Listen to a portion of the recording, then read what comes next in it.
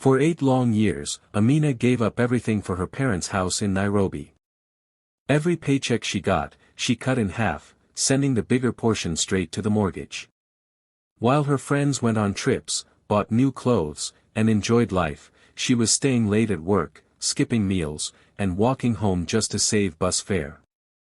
She thought she was doing the right thing, protecting her parents from losing the only home they had. Every brick, every wall, she believed carried her name, her sweat, her sacrifice. She dreamed that one day they would all sit together, safe, proud of what she had built for them. But behind closed doors, things were different. While she was busy saving the house, her younger sister Halima was busy spending money on parties, boyfriends, and luxury handbags. Still, their parents adored her, showering her with praise while treating Amina's sacrifices like nothing special. Amina told herself it didn't matter, that love was not in words but in actions, and she was proving her love every single day. She had no idea that her loyalty was being taken for granted, and that her family had already made a decision that would break her heart. For all those years, she thought she was the quiet hero of her family, holding everything together while nobody noticed. But the truth was waiting just around the corner, and it would shatter everything she believed about love, loyalty, and family. Halima lived a life that looked like a movie. She dressed in shiny new clothes, carried designer bags, and posted pictures from parties that never seemed to end. Her phone was always buzzing with calls from boyfriends who came and left as quickly as the Nairobi rain. To everyone outside, she looked like the daughter every parent would be proud of, glowing, carefree, and full of charm. And whenever she came home, her parents' faces would light up like she was the sun finally shining after a long night. They praised her beauty, her laughter, even the smallest things she did, as though she carried gold in her hands. Amina saw all this, but she tried not to let it hurt. She told herself love was not about words or smiles. Love was about showing up, about sacrifice, about doing the hard things no one else wanted to do. So she brushed it off. She believed her parents would one day see the truth. She thought they would realize that while Halima was shining on the outside, she was the one carrying the weight that kept the family standing. Every time she counted coins late at night, skipping her own needs to pay the mortgage, she comforted herself with this thought: one day, they will understand. What Amina didn't know was that her parents had already made a choice in secret, a choice that turned her sacrifice into dust. While she was sweating in silence, believing she was securing their future, her parents were busy whispering another name into the papers that would decide who really owned the house. And that name was not hers. Her father would sit at the table with pen and documents, her mother nodding quietly, and they would write Halima's name where Amina's should have been. No one told her. No one asked her.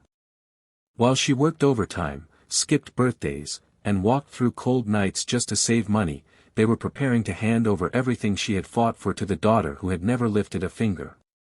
The cruelest part was the smiles. Every time Amina came home tired, her parents smiled at her kindly, asking if she had eaten, telling her she worked too hard. They acted like they cared, like they appreciated what she was doing, all the while hiding the truth behind those gentle faces. Even Halima played her part, laughing and hugging Amina, calling her the responsible one, never revealing that she already knew she was the one written into the future of that house. It was betrayal disguised as love, wrapped in silence and smiles. Amina thought she was building a home for her family, but her parents had already decided she was just the worker, not the heir. And every sacrifice she made was only feeding a future where she would be left with nothing. It was a quiet Sunday afternoon, the kind where the sun poured gently through the curtains and the whole house felt unusually calm. Amina had just come back from work, exhausted as always, when her parents called her into the sitting room. They sounded cheerful, almost excited, and for a moment her heart lifted. Maybe, she thought, they were finally going to thank her, maybe they were going to recognize the years she had sacrificed for them. She walked in with hope in her chest, but what she found on the table made her heart pound in fear. There, neatly placed in front of her, were official documents. Her father pushed them closer with a proud smile. "We've finalized everything with the house," he said, his voice steady and full of satisfaction. Amina leaned over, her eyes moving quickly across the papers, and then her whole body froze. Her name was nowhere. Instead, written in bold, clear letters was her sister's name, Halima. She blinked, thinking she must be seeing wrong, but the letters stayed, sharp as knives. Her hands began to tremble, and her throat went dry. "Where is my name?" she whispered, her voice cracking. Her mother leaned back, adjusting her scarf, and gave a cold smile that felt like a slap. "You've done enough," she said calmly, as if those words carried no weight. "It's Halima's future now." At that moment, Amina felt her world tilt, as if the ground beneath her had given way. She stared at her parents, waiting for them to say it was a mistake, waiting for them to laugh and call it a joke. But instead came the words that would tear her apart. "Get out." For a moment, the whole room went silent except for the loud beating of Amina's heart. She looked from her father to her mother, hoping someone would take it back. Her father refused to meet her eyes. Her mother looked away like it was nothing. And Halima, her own sister, sat on the edge of the couch, sipping juice, smirking as though she had already won. Amina's chest burned with a pain she had never felt before. 8 years of sacrifice flashed before her eyes, the nights she stayed hungry, the long walks home after work, the extra hours she fought through just to keep the mortgage paid. Every moment was now twisted into mockery. She had thought she was building a home for her family, but in truth she had only been building a throne for her sister.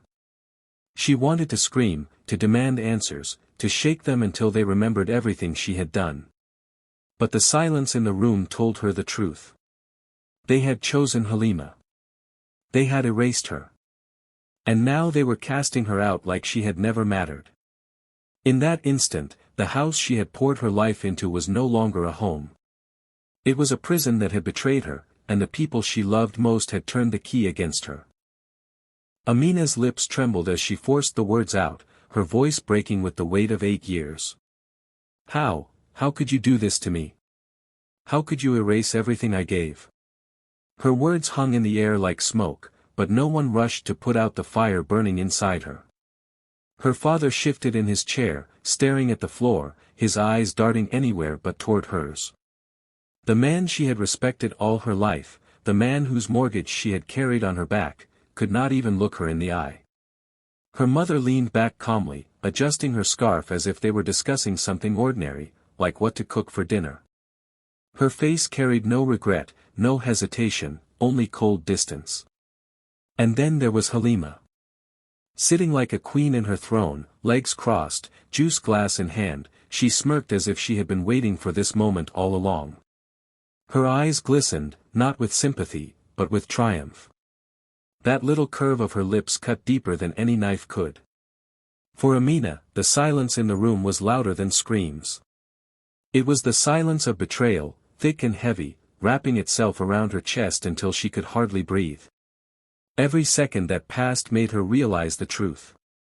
They had never seen her. To them, her sacrifices were invisible.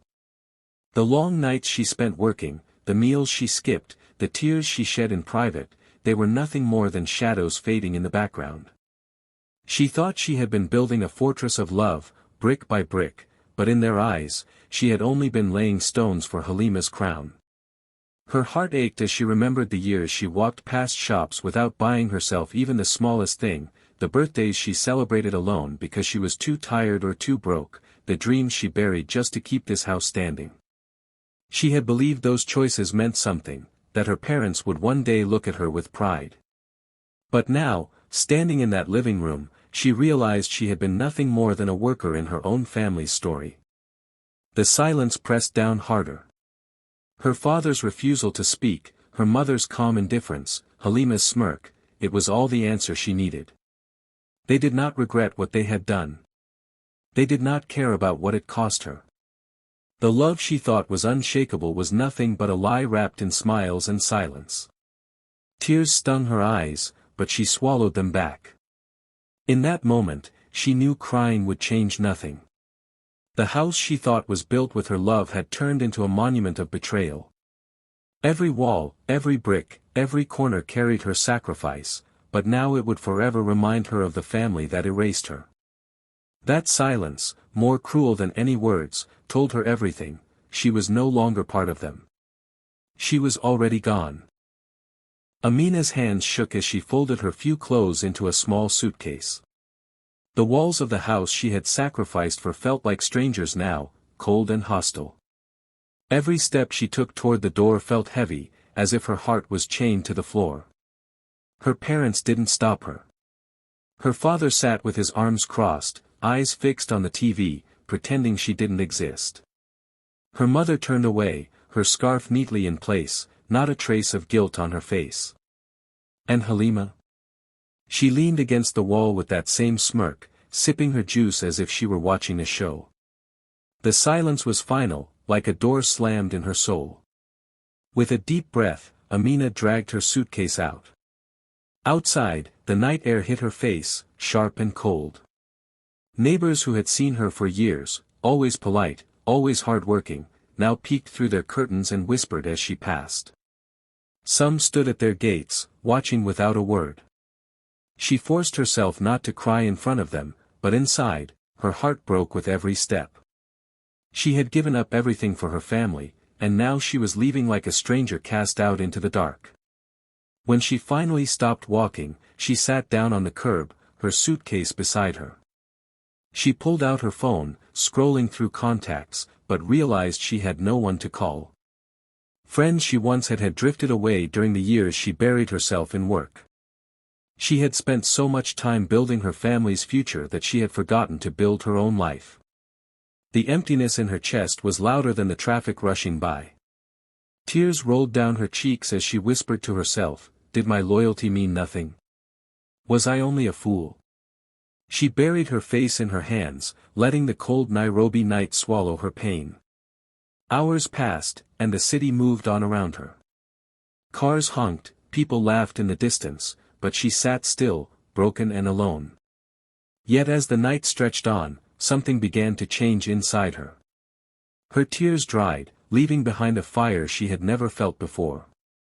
She replayed her mother's cold smile, her father's silence, Halima's smirk. At first, it cut like knives. But slowly, those wounds turned into fuel. If her family could erase her so easily, then maybe they were never hers to begin with. Maybe this was the moment she was meant to stand alone. She clenched her fists and looked up at the sky. "They can throw me out," she whispered, her voice steadier now.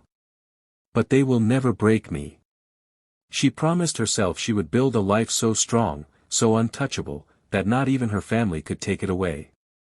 She would no longer live for them. She would live for herself. With that thought burning in her heart, Amina stood, wiped her face, and gripped her suitcase tighter. The night no longer felt like an end. It felt like the beginning of something no betrayal could ever destroy. For the first time in her life, Amina decided to live for herself. She was done pouring her heart into people who could throw her away like nothing. She took a deep breath and walked into the world with only her pain, her determination, and a small loan from a bank that barely trusted her. With that money, she started a tiny logistics business, just one desk, one phone, and 1,000 doubts in her head. At first, nothing came easy. Some nights she cried herself to sleep after deals fell apart. Sometimes she skipped meals just to save a little extra for fuel. Many days she thought of giving up, but then she remembered that night on the street, her mother's cold face, her father's silence, Halima's smirk. That memory became her fire. Bit by bit, things began to change. A client here, a delivery there. She worked harder than she had ever worked for her parents' house. She knocked on doors, sent messages, made calls, and showed up every time someone gave her a chance. People started to notice her seriousness, her honesty, her drive. One satisfied client led to another, and slowly, her small business began to grow. She built a team, bought more vehicles, and expanded her services. Failures still came, but this time she turned them into lessons instead of wounds. 3 years later, Amina's life looked nothing like the girl who once sat crying on a curb in Nairobi. Her company had grown so big that her name became known in every corner of the city. She moved into a luxurious penthouse with glass walls that looked out over the skyline, a view she once thought belonged only to other people. She bought cars she had only seen in glossy magazines, not because she wanted to show off, but because she wanted to prove to herself that she was worthy of everything she had been denied. The same neighbors who once watched her drag a small suitcase into the night now whispered her name with respect. They told stories of her rise, amazed at how the quiet, forgotten daughter had built an empire from nothing. Amina no longer walked with her head down. She walked with confidence, her heels clicking on marble floors, her presence impossible to ignore. Her family's betrayal had once crushed her, but now it was the reason she was unstoppable. She realized she didn't need their approval, their love, or their house to define her. She had created something far greater, something they could never take away. People no longer called her the daughter they erased. They called her the woman who turned betrayal into an empire. And deep down, Amina knew the truth: the night she lost everything was the night she was reborn. She had risen higher than anyone ever expected, and this time, she was untouchable. 8 years had passed since that night she was told to leave with nothing but a small suitcase. In those years, Amina had built a life so powerful that her name alone carried weight in the city. She had become a woman no one could ignore. And now, she was coming back, not as the broken daughter they erased, but as the empire they never saw coming. On that day, the quiet street of her childhood filled with the sound of engines as a convoy of black SUVs pulled up one after another. Neighbors rushed to their windows and gates, whispering in shock. The same people who once watched her leave with pity in their eyes now stared wide-eyed as her car door opened. Amina stepped out in a tailored black suit, her heels striking the ground with a sharp, powerful rhythm. Each step echoed like thunder across the street. Her sunglasses hid her eyes, but her presence alone was enough to silence the whispers. Children pointed, mothers nudged each other, fathers shook their heads in disbelief. Was this really the same Amina who had once cried on the curb at night? The front door of the house opened, and there stood her parents. For a moment, they looked frozen, as if time itself had betrayed them. Her father's hand trembled on the doorframe. Her mother's lips parted, but no words came out. They stared at the daughter they had thrown away, now standing before them like a storm they could not stop. And then Halima appeared. She stumbled forward, her once glowing beauty dimmed, her expensive clothes replaced by cheap fabrics, her face carrying the marks of worry and sleepless nights. The golden child was no longer golden. The debts she had piled up were written all over her tired face. Her eyes widened when she saw her sister, her smirk from years ago replaced with fear. She tried to speak, but her voice cracked before a single word could form. Amina did not waste time with greetings. She did not raise her voice. She simply reached into her bag and pulled out a folded set of documents. The neighbors leaned closer, their curiosity burning. She walked straight into the same living room where her parents had once erased her, her heels echoing against the floor. The smell of betrayal was still there, but this time she was not the victim. She was the one in control. She placed the papers on the table, smooth and deliberate. They were foreclosure papers. The house, the very house she had sacrificed 8 years of her life for, was no longer theirs. Her parents gasped, Halima's knees buckled, and silence filled the room just like it had the day they told her to get out. But this time, it was not Amina who was being cast out. It was them. And with one final glance, she turned and walked away, leaving behind the ruins of the betrayal that had once broken her. The room was the same as the day she had been thrown out, but everything else had changed. Amina stood tall in the center, her presence filling every corner. She laid the foreclosure papers neatly on the table, her hands steady, her face calm. Her parents leaned forward in confusion, and Halima's eyes darted nervously. Amina looked at them, her voice sharp but controlled. 8 years you took from me. 8 years I gave everything and you gave me nothing. This house. She tapped the papers lightly. It's no longer yours. The silence that followed was heavy, almost suffocating. Her mother's hand flew to her mouth as a gasp escaped. Her father, the man who once couldn't even meet her eyes, now sank deep into his chair as if the weight of his choices had finally crushed him. Halima broke first. She wailed loudly, begging, her words tripping over each other, but Amina didn't flinch. She had no more tears left for them, no more pain to give. She had come not for revenge, but for closure. She turned, her heels striking the floor, the sound echoing like a drumbeat of finality. At the door, she paused for just a second, looking back at the family who had once erased her. They looked small now, powerless, sitting in the ruins of the house she had built with her own sacrifice. She gave them no more words, no more explanations. The slam of the door behind her was the only answer they deserved. Betrayal had once destroyed her, but it had also rebuilt her into something stronger. She didn't just survive it, she turned it into an empire. And as she walked away, the world was hers.